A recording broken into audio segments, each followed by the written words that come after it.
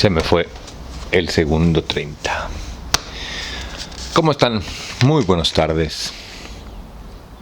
¿Cómo era?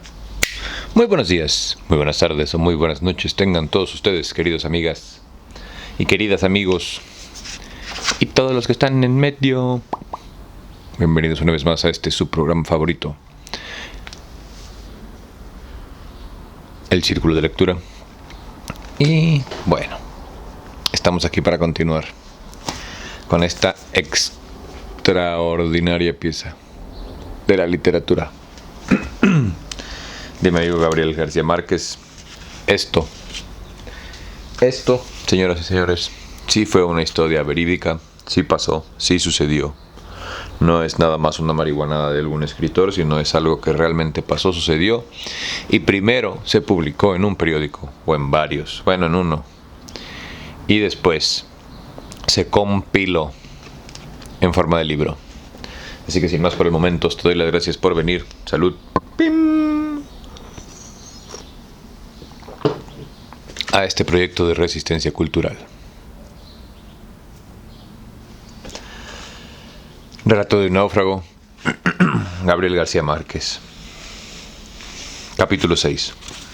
Un barco de rescate y una isla de caníbales.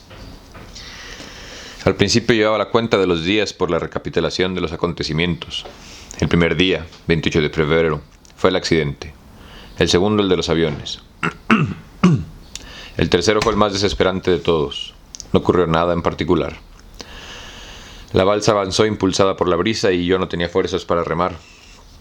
El día se nubló, sentí frío, y como no podía ver el sol, perdí la orientación.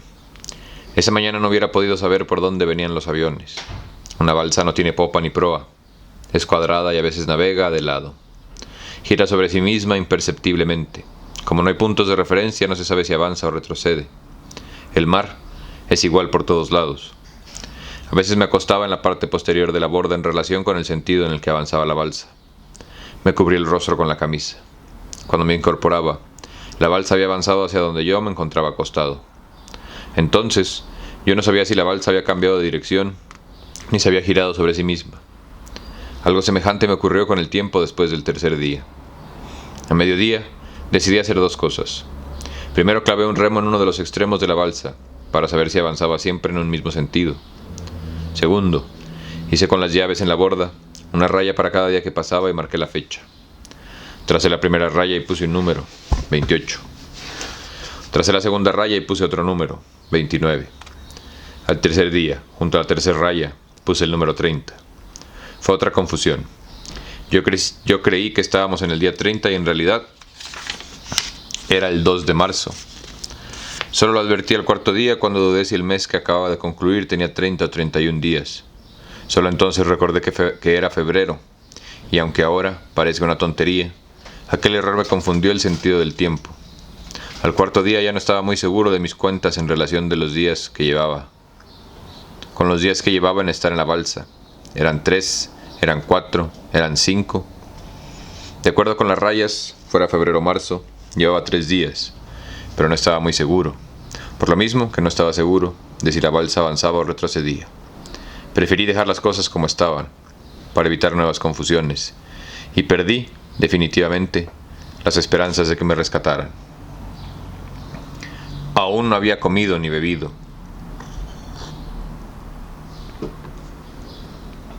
Ya no quería pensar. Me costaba trabajo organizar las ideas. La piel, abrasada por el sol, me ardía terriblemente, llena de ampollas. En la base naval el instructor nos había advertido que debía procurarse a toda costa no exponer los pulmones a los rayos del sol. Esa era una de mis preocupaciones. Me había quitado la camisa, siempre mojada, y me la había amarrado a la cintura, pues me molestaba su contacto en la piel. Como llevaba 4 días de sed, ya me era materialmente imposible respirar y sentía un dolor profundo en la garganta y en el pecho, debajo de las clavículas. Al cuarto día tomé un poco de agua salada. Esa agua no calma la sed, pero refresca. Había demorado tanto tiempo en tomarla porque sabía que la segunda vez debía tomar menos cantidad, y solo cuando hubieran transcurrido muchas horas. Todos los días, con asombrosa puntualidad, los tiburones llegaban a las 5. Había entonces un festín en torno a la balsa, pues entonces peces enormes saltaban fuera del agua y pocos momentos después resurgían destrozados. Los tiburones enloquecidos se precipitaban sordamente contra la superficie sanguinolienta. Todavía no habían tratado de romper la balsa, pero se sentían atraídos por ella, porque era de color blanco. Todo el mundo sabe que los tiburones atacan de preferencia a los objetos blancos. El tiburón es miope, de manera que solo puede ver las cosas blancas o brillantes. Esa era otra recomendación del instructor. Hay que esconder las cosas brillantes para no llamar la atención de los tiburones. Yo no llevaba cosas brillantes, hasta el cuadrante de mi reloj es oscuro, pero me habría sentido tranquilo si hubiera tenido cosas blancas para arrojar al agua, lejos de la balsa, en caso de que los tiburones hubieran tratado de saltar por la borda. Por si acaso, desde el cuarto día, estuve siempre con el remo listo para defenderme después de las 5 de la tarde. ¡Barco a la vista! Durante la noche cruzaba un remo en la balsa y trataba de dormir. No sé si esto ocurría solamente cuando estaba dormido o también cuando estaba despierto, pero todas las noches veía a Jaime Manjarres. Conversábamos breves minutos sobre cualquier cosa y luego desaparecía. Ya me había acostumbrado a sus visitas. Cuando salió el sol me imaginaba que eran alucinaciones, pero de noche no me cabía la menor duda que era Jaime. Manjarres estaba ahí, en la borda, conversando conmigo. Él también trataba de dormir.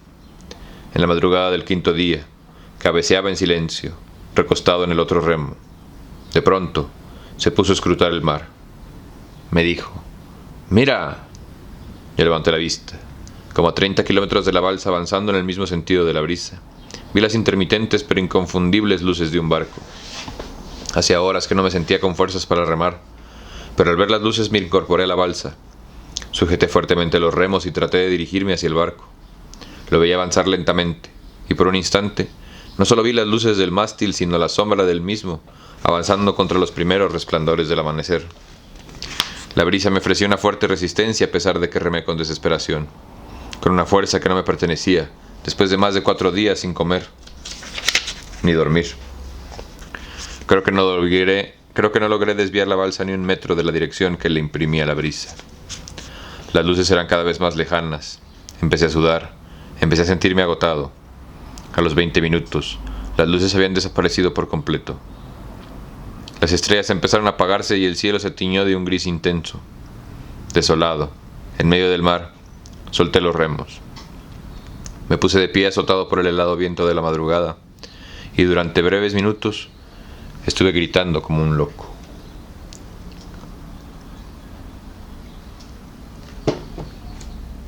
Cuando vi el sol de nuevo estaba otra vez recostado en el remo.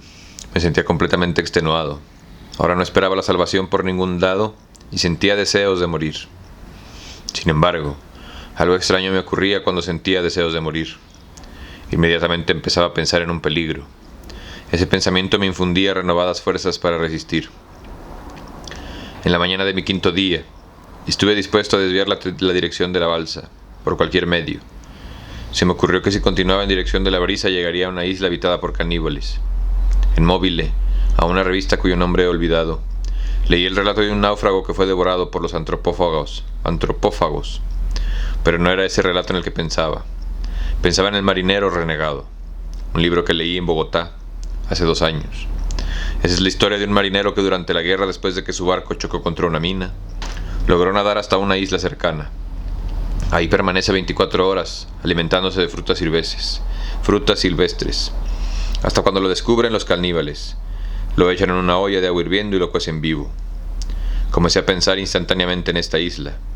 Yo no podría imaginarme la costa sino como un territorio poblado de caníbales. Por primera vez, durante mis 5 días de soledad en el mar, mi terror cambió de dirección. Ahora no tenía tanto miedo al mar como a la tierra. Al mediodía, recostado en la borda, aletargado por el sol y el hambre y la sed, no pensaba en nada. No tenía sentido del tiempo ni de la dirección. Traté de ponerme en pie para probar las fuerzas y tuve la sensación de que no podía con mi cuerpo. Este es el momento, pensé. Y en realidad me pareció que ese era el momento más temible de todos los que se nos había explicado el instructor. El momento de amarrarse a la balsa. Hay un instante en que ya no siente la sed ni el hambre. Un momento en el que no se sienten ni los implacables mordiscos del sol en la piel ampollada. No se piensa, no se tiene ninguna noción de los sentimientos. pero aún no se pierden las esperanzas. Todavía queda el recurso final de soltar los carros del enjarretado y amarrarse a la balsa. Durante la guerra, muchos cadáveres fueron encontrados así, descompuestos y picoteados por las aves, pero fuertemente amarrados a la balsa. Pensé que todavía tenían fuerzas para esperar hasta la noche sin necesidad de amarrarme. Me rodeé hasta el fondo de la balsa, estiré las piernas y permanecí sumergido al cuello varias horas. Al contacto del sol, la herida de la rodilla empezó a dolerme. Fue como si hubiera despertado, y como si ese dolor me hubiera dado una nueva noción de la vida. Poco a poco, al contacto del agua fresca, fui recobrando las fuerzas. Entonces sentí una fuerte torcedura en el estómago, y el vientre se me movió, agitado por un rumor largo y profundo. Traté de soportarlo, pero me fue imposible. Con mucha dificultad me incorporé. Me desabroché el cinturón, me desajusté los pantalones y sentí un grande alivio con la descarga del vientre. Era la primera vez en 5 días, y por primera vez en 5 días, los peces, desesperados, golpearon contra la borda, tratando de romper los sólidos cabos de la malla. 7 gaviotas.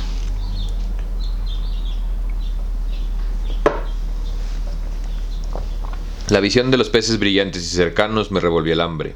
Por primera vez sentí una verdadera desesperación. Por lo menos ahora tenía una carnada. Olvidé la extenuación, agarré un remo y me paré a agotar los últimos vestigios de mi fuerza con un golpe certero en la cabeza de uno de los peces que saltaban contra la borda. En una furiosa rebatiña. No sé cuántas veces descargué el remo. Sentía que en cada golpe acertaba, pero esperaba inútilmente localizar a la presa. Ahí había un terrible festín de peces que se devoraban entre sí, y un tiburón panza arriba, sacando un suculento partido en el agua revuelta. La presencia del tiburón me hizo desistir de mi propósito. Decepcionado solté el remo y me acosté en la borda. A los pocos minutos sentí una terrible alegría. 7 gaviotas volaban sobre la balsa. Para un hambriento marino solitario en el mar, la presencia de las gaviotas es un mensaje de esperanza. De ordinario, una bandada de gaviotas acompaña a los barcos, pero solo hasta el segundo día de navegación. 7 gaviotas sobre la balsa significaban la proximidad de la tierra. Si hubiera tenido fuerzas me habría puesto a remar, pero estaba extenuado. Apenas si podía sostenerme unos pocos minutos en pie. Convencido de que estaba a menos de 2 días de navegación, de que me estaba aproximando a la tierra, tomé otro poco agua en la cuenca de la mano y volví a acostarme en la borda, de cara al cielo para que el sol no me diera en los pulmones. No me cubrí el rostro con la camisa porque quería seguir viendo las gaviotas que volaban lentamente, en ángulo agudo, internándose en el mar. Era la 1 de la tarde de mi 5.º día en el mar. No sé en qué momento llegó. Yo estaba acostado en la balsa como a las 5 de la tarde y me disponía a descender al interior antes de que llegaran los tiburones. Pero entonces vi una pequeña gaviota, como del tamaño de mi mano, que volaba en torno a la balsa y se paraba por breves minutos en el otro extremo de la borda. La boca se me llenó de una saliva helada. No tenía cómo capturar aquella gaviota, ningún instrumento, salvo mis manos y mi astucia agudicia por el hambre. Las otras gaviotas habían desaparecido. Solo quedaba esa pequeña, color café de plumas brillantes, que daba saltos en la borda. Permanecí absolutamente inmóvil. Me parecía sentir por mi hombro el filo de la aleta del tiburón puntual que desde las 5 debía de estar ahí. Pero decidí correr el riesgo. Ni siquiera me atreví a mirar la gaviota, para que no advirtiera aquel movimiento de mi cabeza. La vi pasar, muy baja por encima de mi cuerpo. La vi alejarse, desaparecer en el cielo, pero yo no perdí esa esperanza. No se me ocurría cómo iba a despedazarla. Sabía que tenía hambre, y que si permanecía completamente inmóvil, la gaviota se pasearía al alcance de mi mano. Esperé más de media hora, creo. La vi aparecer y desaparecer varias veces. Hubo un momento en el que sentí junto a mi cabeza el aletazo del tiburón, despedazando un pez, pero en lugar de miedo sentí más hambre. La gaviota saltaba por la borda. Era el atardecer de mi 5.º día en el mar. 5 días sin comer. A pesar de mi emoción, a pesar de que el corazón me golpeaba dentro del pecho, permanecí inmóvil, como un muerto, mientras sentía acercarse la gaviota. Yo estaba estirado en la borda con las manos en los muslos. Estoy seguro que durante media hora ni siquiera me atreví a parpadear. El cielo se ponía brillante y me maltrataba la vista, pero no me atrevía a cerrar los ojos en aquel momento de tensión. La gaviota estaba picoteándome los zapatos.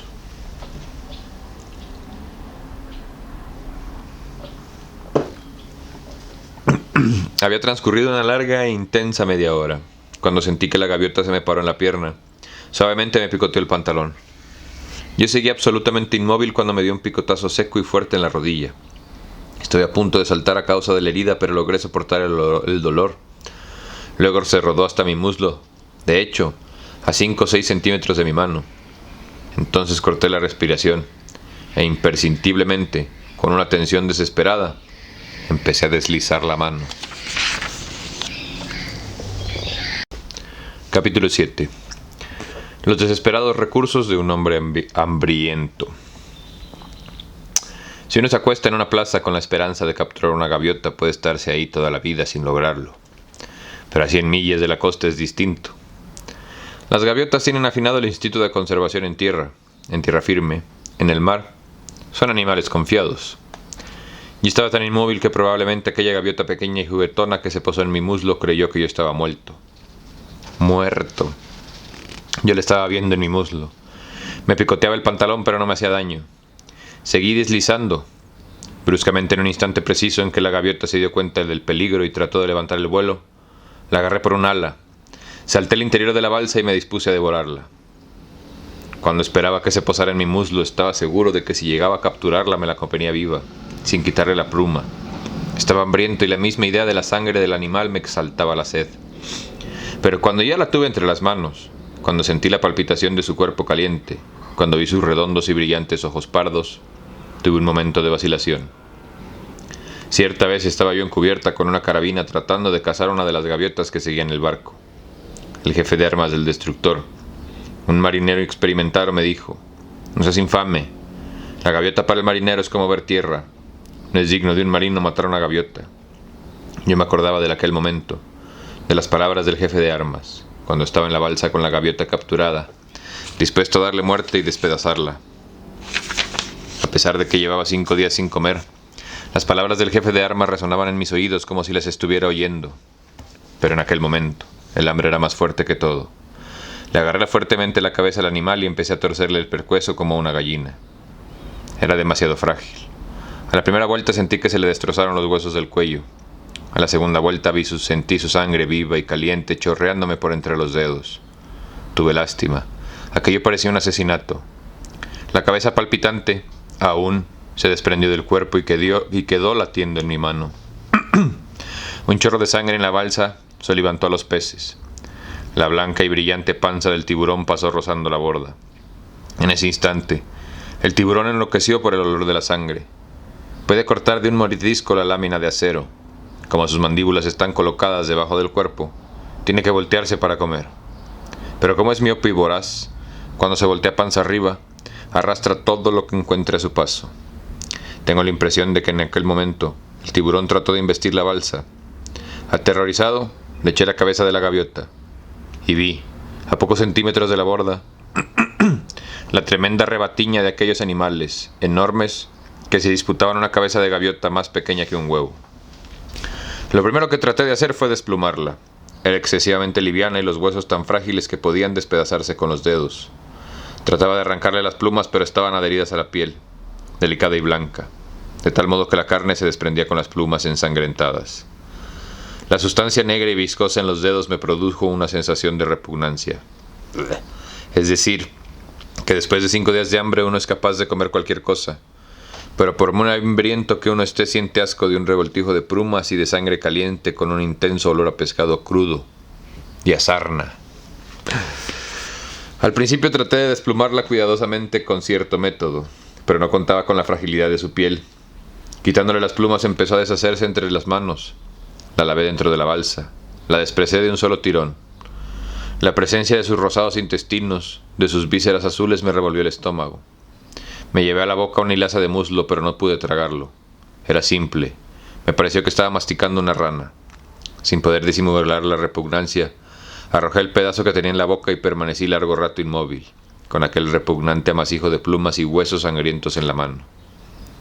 Lo primero que se me ocurrió fue que aquello que no podía comer me serviría de carnada, pero no tenía ningún elemento de pesca. Si al menos hubiera tenido un alfiler, un pedazo de alambre, pero no tenía nada distinto de las llaves, el reloj, el anillo y las 3 tarjetas del almacén de móvil. Pensé en el cinturón, Pensé que podía improvisar un anzuelo con la hebilla, pero mis esfuerzos fueron inútiles. Era imposible improvisar un anzuelo con el cinturón.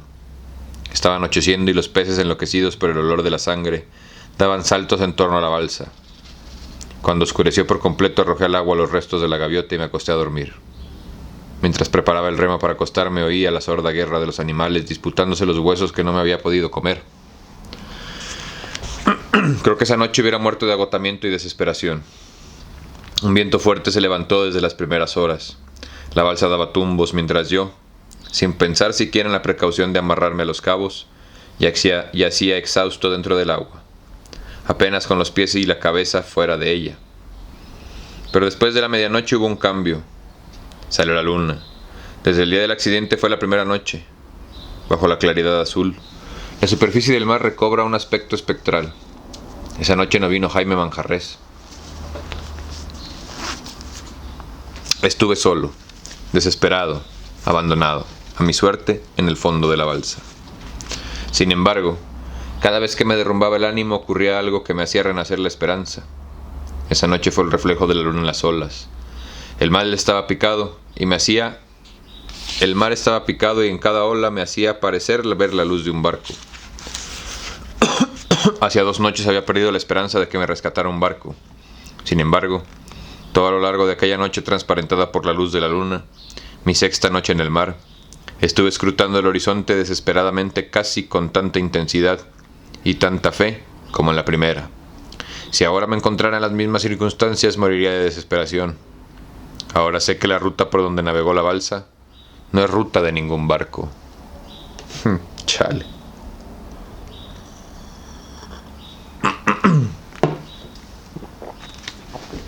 Yo era un muerto. No recuerdo el amanecer del 6º día. Tengo una idea nebulosa que durante toda la mañana estuve postrado en el fondo de la balsa, entre la vida y la muerte. En esos momentos pensaba en mi familia y veía, tal como me han contado ahora, que estuvo durante los días de mi desesperación.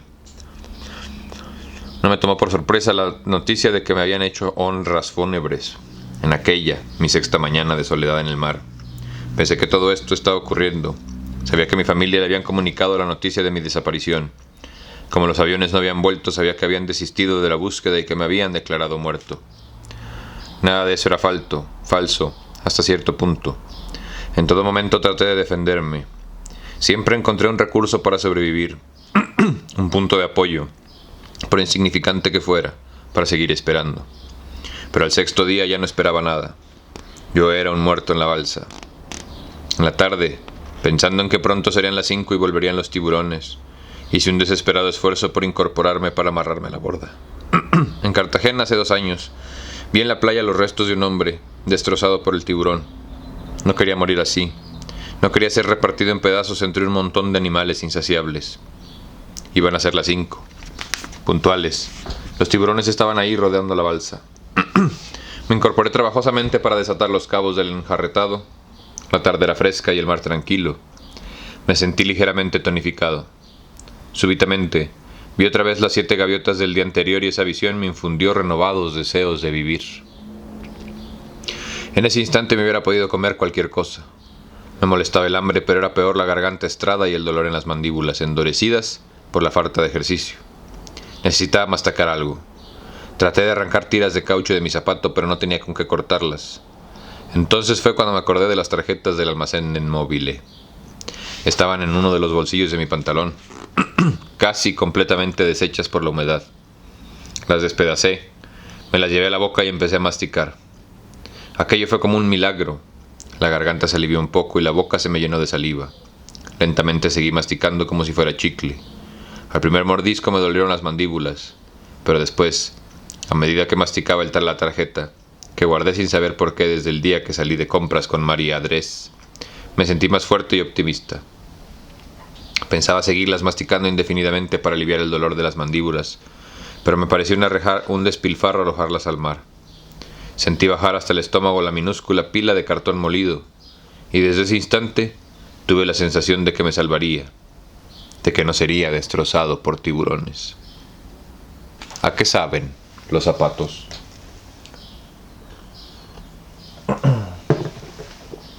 El alivio que experimenté con las tarjetas me agudizó. la imaginación para seguir buscando cosas de comer. Si hubiera tenido una navaja, hubiera despedazado los zapatos y hubiera masticado tiras de caucho. Era lo más provocativo que tenía al alcance de la mano. Traté de separar con las llaves la suela blanca y limpia, pero los esfuerzos fueron inútiles. Era imposible arrancar una tira de ese caucho sólidamente fundido a la tierra. Desesperadamente, mordí el cinturón hasta que me dolieron los dientes. No pude arrancar ni un bocado. En ese momento debí parecer una fiera, tratando de arrancar con los dientes pedazos de zapatos, del cinturón y la camisa. Y al anochecer me quité la ropa. Completamente empapada quedé en pantaloncillos.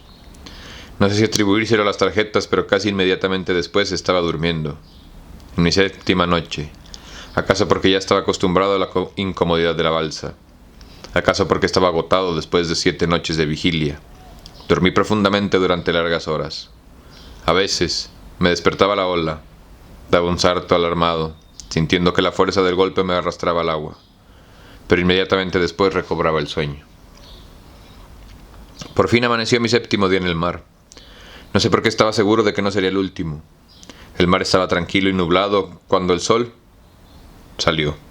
Cuando el sol salió, como a las 8 de la mañana, me sentía reconfortado por el buen sueño de la noche reciente. Contra el cielo plomizo y bajo, pasaron sobre la balsa 7 gaviotas.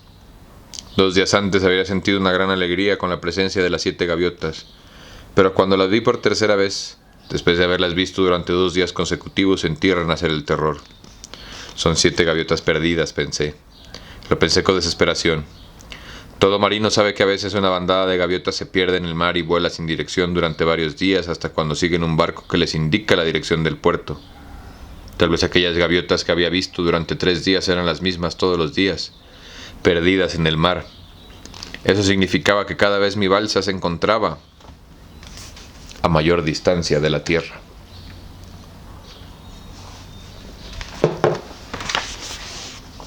Capítulo 8. Mi lucha con los tiburones por un pescado. La idea de que en lugar de acercarme a la costa me había estado internando en el mar durante 7 días me derrumbó la resolución de seguir luchando. Pero cuando uno se siente al borde de la muerte se afianza el instinto de conservación. Por varias razones, aquel día, mi 7º día, era muy distinto de los anteriores. El mar estaba calmado y oscuro. El sol me abrazaba la piel. Era tibio y sedante. Y una brisa tenue empujaba la balsa con suavidad y me aliviaba un poco de las quemaduras. También los peces eran diferentes. Desde muy temprano escoltaban la balsa. Nadaban superficialmente. Yo los veía con claridad. Peces azules, pardos y rojos. Los había de todos los colores, de todas las formas y tamaños. Navegando junto a ellos, la balsa parecía deslizarse sobre un acuario. No sé si después de 7 días sin comer a la deriva, en el mar, uno llega a acostumbrarse a esta vida. Me parece que sí. La desesperación del día anterior fue sustituida por una resignación pastosa y sin sentido. Yo estaba seguro de que todo era distinto, de que el mar y el cielo habían dejado de ser hostiles, y que los peces que me acompañaban en el viaje eran peces amigos, mis viejos conocidos de 7 días. Esa mañana no pensé en arribar a ninguna parte. Estaba seguro de que la balsa había llegado a una región sin barcos, en la que se extraviaban hasta las gaviotas. Pensaba, sin embargo, que después de haber estado 7 días a la deriva llegaría a acostumbrarme al mar, a mi angustioso método de vida, sin necesidad de agudizar el ingenio para subsistir. Después de todo, había subsistido una semana contra viento y marea. ¿Por qué no podía seguir viviendo indefinidamente en una balsa? Los peces nadaban en la superficie, el mar estaba limpio y sereno. Había tantos animales hermosos y provocativos en torno a la embarcación que me parecía que podía agarrarlos a puñados. No había ningún tiburón a la vista. Confiadamente metí la mano en el agua y traté de agarrar un pez redondo, de un azul brillante, de no más de 20 centímetros. Fue como si hubiera tirado una piedra. Todos los peces se hundieron precipitadamente. Desaparecieron en el agua, momentáneamente revuelta. Luego, poco a poco, volvieron a la superficie. Pensé que necesitaba un poco de astucia para pescar con la mano. Debajo del agua la mano no tenía la misma fuerza ni la misma habilidad. Seleccionaba un pez en el montón y trataba de agarrarlo. Y lo agarraba, en efecto. pero lo sentí escapar de entre mis dedos con una rapidez y una agilidad que me desconcertaban. Estuve así, paciente, sin apresurarme, tratando de capturar un pez. No pensaba en el tiburón, que acaso estaba ahí en el fondo, aguardando que yo hundiera el brazo hasta el codo para llevárselo de un mordisco certero. Hasta un poco después de las 10 estuve ocupado en la tarea de capturar un pez, pero fue inútil. Me mordisqueaban los dedos, primero suavemente, como cuando triscan en una carnada, después con más fuerza. Un pez de medio metro, liso y plateado, de afilados dientes menudos, me desgarró la piel del pulgar. Entonces me di cuenta que los mordiscos de otros peces no habían sido inofensivos. En todos los dedos tenía pequeñas desgarraduras sangrantes. Un tiburón en la balsa. No sé si fue mi sangre, pero un momento después había una revolución de tiburones alrededor de la balsa. Nunca había visto tantos. Nunca los había visto dar muestras de semejante voracidad. Saltaban como delfines, persiguiendo, devorando peces junto a la borda. Atemorizado, me senté en el interior de la balsa y me puse a contemplar la masacre.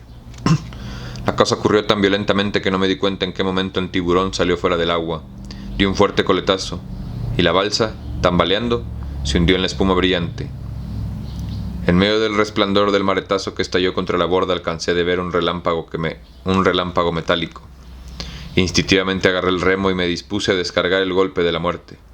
Estaba seguro de que el tiburón se había metido en la balsa, pero en un instante vi la aleta enorme que sobresalía por la borda y me di cuenta que lo que había pasado.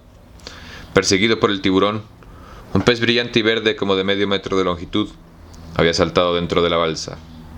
Con todas mis fuerzas descargué el primer golpe del remo en su cabeza. No es fácil darle muerte a un pez dentro de una balsa.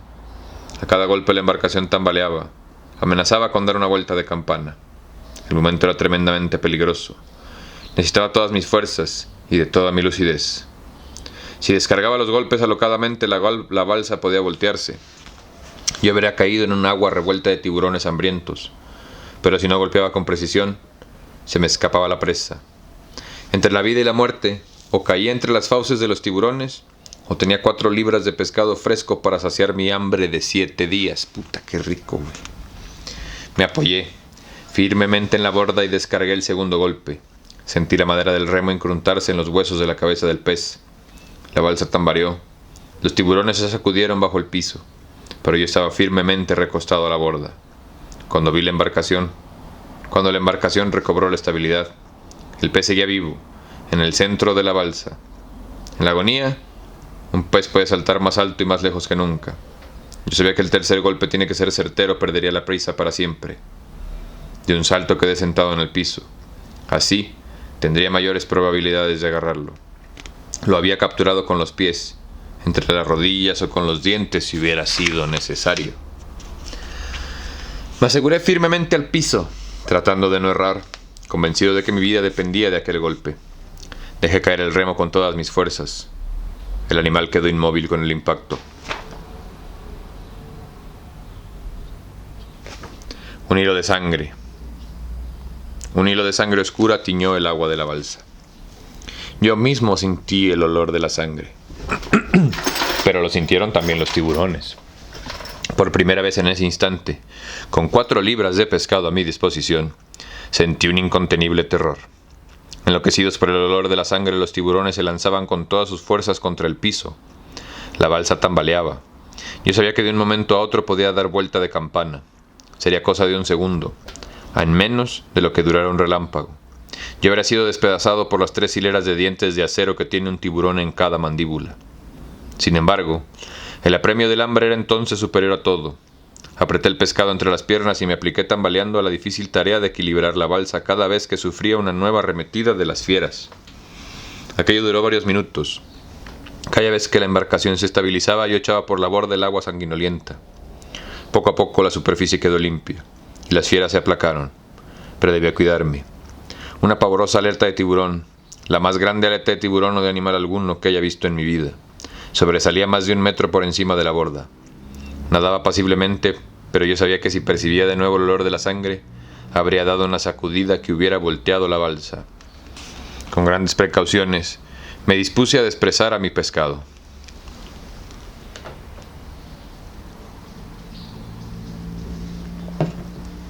Un animal de medio metro está protegido por una dura costra de escamas. Cuando se trata de arrancarlas, siente que están adheridas a la carne como láminas de acero. Yo no disponía de ningún instrumento cortante. Traté de quitarle las escamas con las llaves, pero ni siquiera conseguí desajustarlas. Mientras tanto me di cuenta que nunca había visto un pez como aquel. Era de un verde intenso, sólidamente escamado. De niño he relacionado el color verde con los venenos. Es increíble, pero a pesar de que el estómago me palpitaba dolorosamente con una simple perspectiva de un bocado de pescado fresco, tuve un momento de vacilación ante la idea de que aquel extraño animal fuera un animal venenoso. Mi pobre cuerpo. Sin embargo, el hambre es soportable, cuando no se tienen esperanzas de encontrar alimentos. Nunca había sido tan impecable como en aquel momento en el que yo, sentado en el fondo de la balsa, trataba de romper la carne verde y brillante con las llaves. Al cabo de unos minutos comprendí que necesitaba proceder con más violencia, si en realidad quería comerme mi presa. Me puse pie, le pisé fuertemente la cola y le metí el cabo de uno de los remos en las agallas. Tenía una caparazón gruesa y resistente. Barrenando con el cabo del remo, logré por fin destrozarle las agallas. Me di cuenta que todavía no estaba muerto. Le descargué otro golpe en la cabeza. Luego traté de arrancarle las duras láminas protectoras de las agallas. Y en ese momento no supe si la sangre que corría por los dedos era mía o del pescado. Yo tenía las manos heridas y la carne vive en los extremos de los dedos. La sangre volvió a revolver el hambre de los tiburones.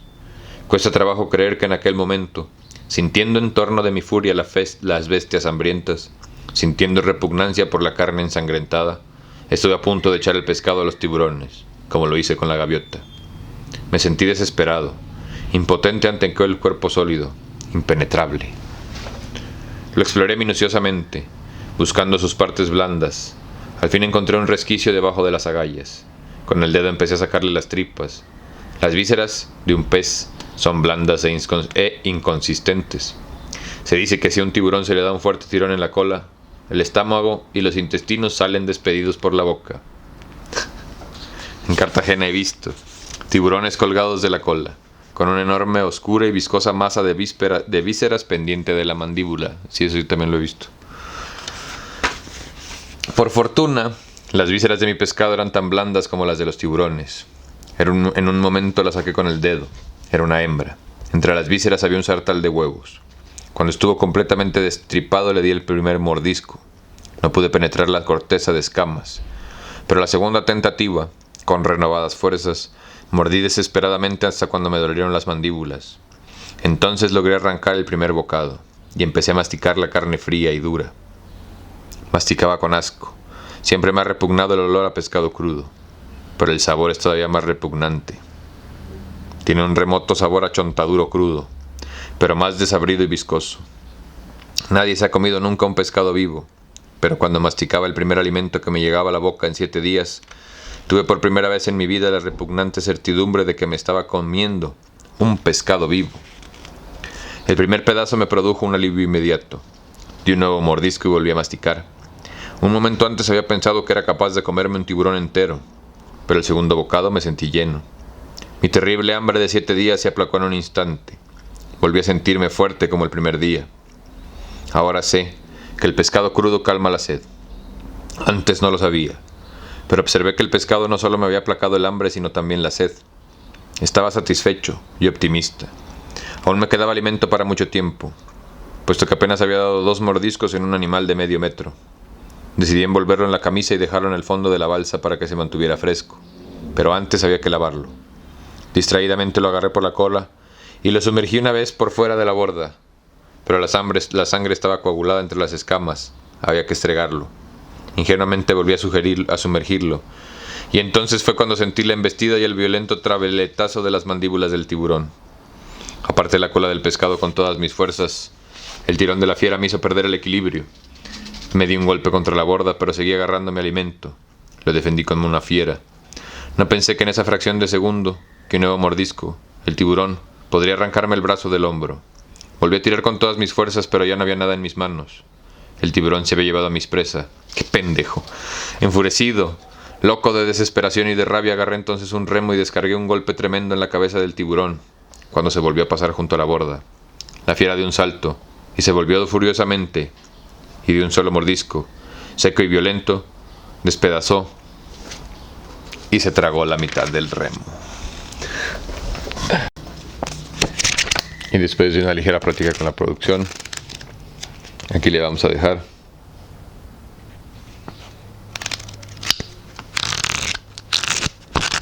Nos vemos a la próxima, chavos.